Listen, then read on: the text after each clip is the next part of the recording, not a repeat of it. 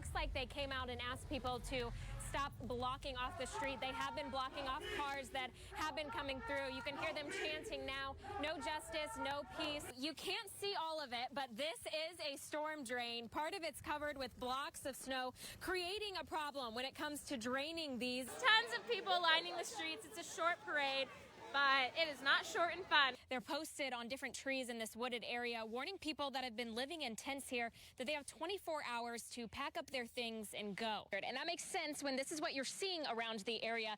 Tons of downed trees and limbs and heavy rains that just passed through here, but creating flood-like conditions. I asked how many shots they might have heard. They weren't able to tell me, but did say when police arrived to the scene, they counted 8 evidence markers. If this does pass, that could help maintain abortion rights here in our state. That will be up to our highest court if it does not pass. Speaking of governors, right now we're in the middle of the gubernatorial race as well. It's not just solving local cases. DNA genealogy has been critical in tracking down some of the most talked about criminals. 10 years. See. Hey, guess what?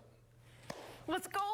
Got it's time. She right now is being housed at Southwest Michigan's SPCA. We're joined today by the executive director, Katie Timber, and this sweet little girl that doesn't have a name yet, Katie. Look, right now it's quiet. This is good. Very, very few cars on the road behind me. Similar scene to what we saw just right before Christmas when that dangerous blizzard hit West Michigan. Say a minute 48. Stop! That's exactly what I wrote. That's Are you exactly kidding? what I wrote. Yes. We just spoke with them.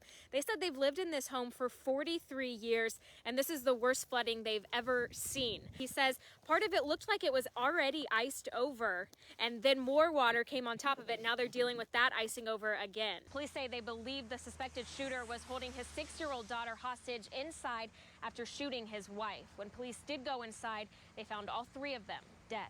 To make matters worse, McNeil says 60% of fake pills today have a deadly dosage of fentanyl. Yeah, Erica, Andy, I'm having too much fun out here. Can you tell? There are more than 80 vendors expected here, tons of live music, tons of animals. The free event runs until 8 p.m. There we go. The tree is officially lit. On August 20th, 2021, 19-year-old Aiden Ingalls shot at a couple at random before turning his weapon on himself. Prosecutors tell me he refused to testify against his brother. That's why that deal was voided. I'm going to step out of the way so you can see the front door. You can actually see inside the home. It appears the door is busted down.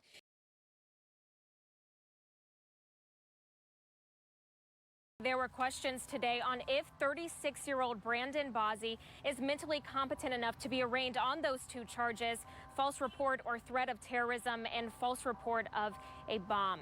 He appeared very confused in court today, talking out of turn, even having to be muted so he didn't compromise his own case. The judge did move forward with the arraignment, and she ordered a competency exam. I'm not sure what the hell I understood at this point. 36-year-old Brandon Bozzi from Montcalm County arraigned in Kalamazoo County Court today, wearing a suicide prevention gown. Do you at least understand what's being alleged? You talking to me? Yes, sir. Confused as the judge reads off his first charge, false report or threat of terrorism. I get paid $20,000. If that's gonna make you go away, maybe. I'm sorry. And mistaking the penalties of his second charge, false report of a bomb, as a better deal. I'll take that one. You said 4 years and $2,000. I'll take that one. Just yesterday, the father of 2 barged into the front doors of News Channel 3, telling our chief engineer he had a bomb and he wasn't afraid to die. He kind of pushed his way in, said he had an explosive device, at which point then I evacuated the lobby, locked it, and cleared the building. Both floors of our building were cleared and no one was injured, including Bozzi, who after a more than 2-hour standoff came outside with his arms up and was placed into handcuffs. I did not think that was real. Mister, okay, I don't want you to talk about the case. Hear me out. During negotiations, he sat in our lobby smoking cigarettes, and Judge Tiffany Ankley says he repeated to officers that he had a bomb and he wanted them to shoot him. What I need to know is whether or not you have an understanding of what you are being accused of. Even if you disagree with it. I like that. I mean, accused, did I do it? Yeah, you're being accused, so do you understand that? It's yes or no? Did I do it though? Judge Inkley asking deputies to mute Bozzy's microphone during today's arraignment while she discussed the case with his public defender. Why don't we mute him, because I don't want him to say anything that's going to compromise his rights. Bozzy is seen waving to get their attention, standing up and removing his gown. Ultimately, Judge Inkley ordering a competency exam and issuing a $500,000 cash surety bond. If he is able to post bond, the judge also requested that he wear a tether. A lot of unanswered questions tonight, like how he made it all the way to Kalamazoo and why he targeted our station. What we do know is Bozzy never had a bomb. This isn't his first run-in with the law, and he does have a history of mental illness.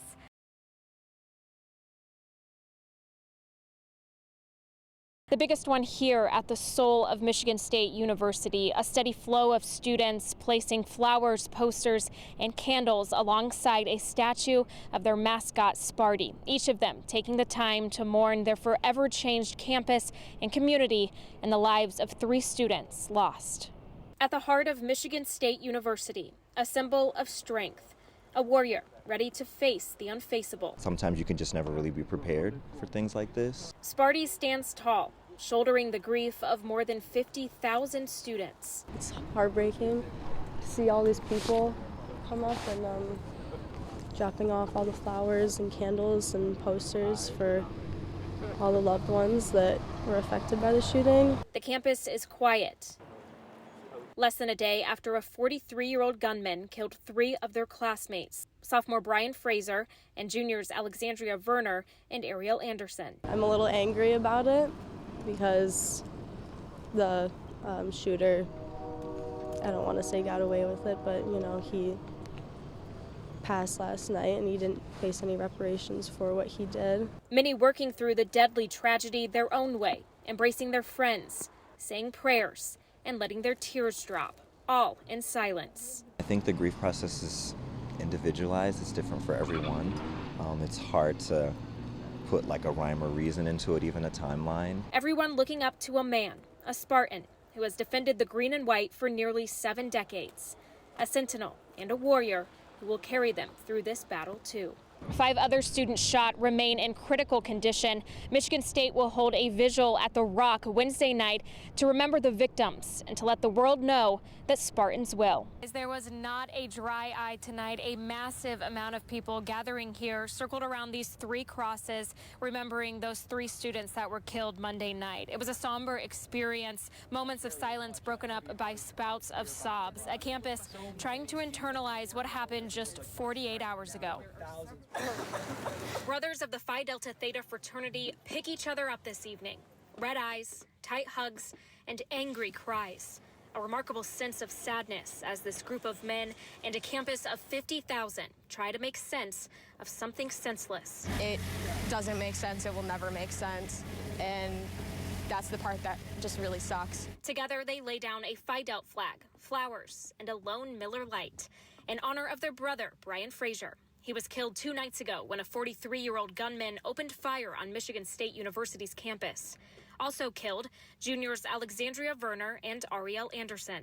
This campus has always just felt different to me. It just felt like home, like nothing really could happen here. Around them, a crowd of thousands begin to form. A vigil centered around 3 crosses, 1 for each victim. I think this will help in different ways for different people. The silence is deafening. Moments of relief come in sobs and songs. It feels empty but whole. I think us as individuals feel very empty. We all feel very alone. But then yet when you saw all these people here tonight, we all came together as a community and we saw that we're not alone. They watch as Michigan Governor Gretchen Whitmer makes her way through the thousands of people and lays down a bouquet of flowers. Then they listen as she stands in front of them and promises to take action. Holding each other's hands, pulling in tips. I'm just really hoping we're going to be the start of the real change. In closing, Whitmer referenced a quote from Alexandria in her high school yearbook. Today may be hard, but tomorrow will be better. The vigil ended with speeches from students and staff members. 5 other students shot are in critical condition tonight. Police say they will not be releasing their names.